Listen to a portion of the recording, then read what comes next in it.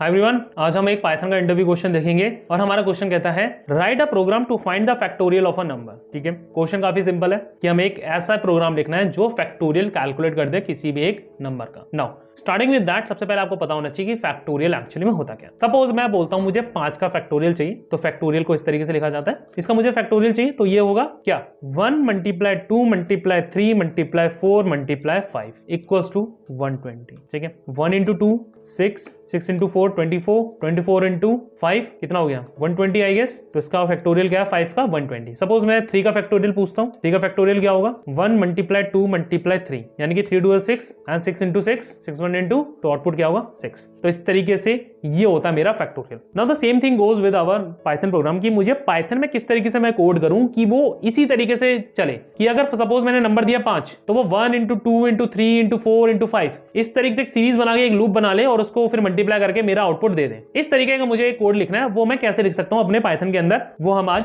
Check करेंगे। ठीक है, चलिए स्टार्ट करते हैं क्वेश्चन को लिखना। Write a program to find the factorial of a number. ठीक है जी, सबसे पहले क्या करते हैं, एक इनपुट ले लेते हैं किसी भी नंबर का। फॉर एग्जांपल मुझे 5 का चाहिए, 6 का चाहिए, 7 का चाहिए। हम कोई भी हार्ड कोड नहीं करेंगे चीज, तो मैं लिखता हूं num1 इक्वल्स टू देन इसके अंदर हमारा input variable input enter your number here. ठीक है, जैसे मैं इसको रन करूंगा तो क्या होगा, मेरे पास एक मैसेज बॉक्स ओपन होता है एंटर योर नंबर हेयर, और उसके अंदर एक ब्लैंक स्पेस होता है जिसके अंदर मैं अपना नंबर इंसर्ट कर सकता हूं। नाउ अब क्योंकि मैं सपोज 5 के हिसाब से चल रहा हूं अभी, ठीक है, मैं क्या चल रहा हूं 5 के हिसाब से चल रहा हूं, तो मुझे 5 को क्या करना है 1 × 2 × 3 × 4 × 5 करना है, यानी कि एक सीरीज चलानी है। तो सीरीज के लिए मेरे पास लूप होता है for I in range. For I in range, अगर आपको पता हो रेंज में क्या सीन होता है, फॉर एग्जांपल अगर मैं लिखता हूं 1 से लेके 10 तक, तो वो 1 से लेके 10 तक नहीं चलता, वो चलता है 1 से लेके 9 तक। वो हमेशा जो लास्ट का एक नंबर होता है -1 करता है। तो क्योंकि मुझे 5 तक चाहिए तो मुझे क्या करना पड़ेगा 1, 5 + 1। ठीक है, लेकिन अभी क्या है, मैं नम के अंदर डालूंगा वैल्यू, तो num1 जो भी मेरा वेरिएबल है num1 है मेरा वेरिएबल +1। ठीक है, इस तरीके से चलेगा। तो कहां से स्टार्ट होगा, वो 1 से स्टार्ट होगा, कहां तक चलेगा num +1 यानी कि 5 + 1 यानी कि 6 तक। लेकिन एट द एंड आउटपुट क्या आएगा, 1 से लेके 5 तक ही आउटपुट आएगा। मैं एक बार इसको आपको प्रिंट करके दिखाता हूं just to clear out your confusion. Print I, ठीक है, ओके, फॉर आई प्रिंट, यहीं पे प्रिंट कर लेते हैं आई को। ठीक है, मेरे से 5 पूछ रहा है, मैं यहाँ पे सिंपल से 5 दे देता हूँ, तो 5 + 1 6 हो जाएगा, 6 तक ये आएगा, तो 1 2 3 4 5 आउटपुट आएगा। यहाँ पे देखो 1 2 3 4 5। सपोज मैंने इसके अंदर 1 नहीं दिया होता तो क्या होता, 5 1 2 3 4 आ रहा है। क्लियर है सबको? चलिए आगे कोड करते हैं इसको। नाउ अब मैं क्या चाहता हूं कि मेरा क्या हो, 1 हो, आउटपुट आ जाए, वो 1 फिर जो दूसरा आउटपुट आए विच इज 2, तो 1 × 2 हो जाए, फिर 3 आए तो 3 × 2 हो जाए, 2 × 3 6 हो गया, 6 × 4 हो जाए, फिर 24 × 5 हो जाए। नाउ ये चीज करने के लिए आप सिंपल सा समझो यार कि मैं कोई भी एक चीज लेकर आ रहा हूं, मुझे वो कहीं ना कहीं स्टोर भी करनी पड़ेगी इस क्वेश्चन के लिए, नॉट फॉर एवरीथिंग बट सिर्फ इसी क्वेश्चन के लिए। तो यानी कि मुझे 1 2 3 4 5 ये कहीं ना कहीं स्टोर भी हो जाए ताकि मैं इसके ऊपर मल्टीप्लिकेशन परफॉर्म कर पाऊं। इसके लिए मैं क्या करूंगा, एक वेरिएबल करके एम्प्टी वेरिएबल बनाऊंगा var इक्वल्स टू 1। ठीक है, मैंने हार्ड कोड 1 इसलिए दे दिया क्योंकि अगर मैं इसको 0 दूंगा तो 0 होने के बाद मल्टीप्लाई 0 होगा तो हर चीज 0 होती चली जाएगी, क्योंकि मुझे इसी वेरिएबल से फिर आगे चल के मल्टीप्लिकेशन करना है।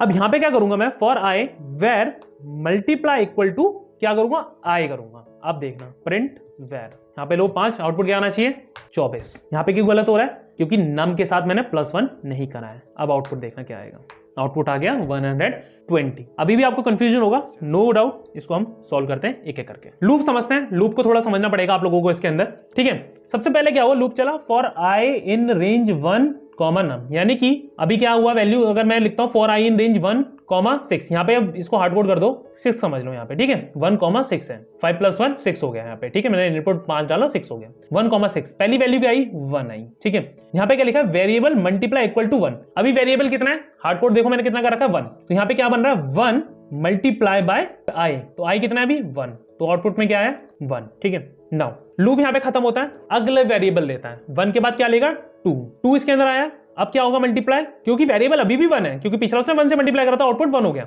यहां पर आया, ये मेरा वेरिएबल बन गया 1 हुआ, मल्टीप्लाई 2 करा 2 बन गया।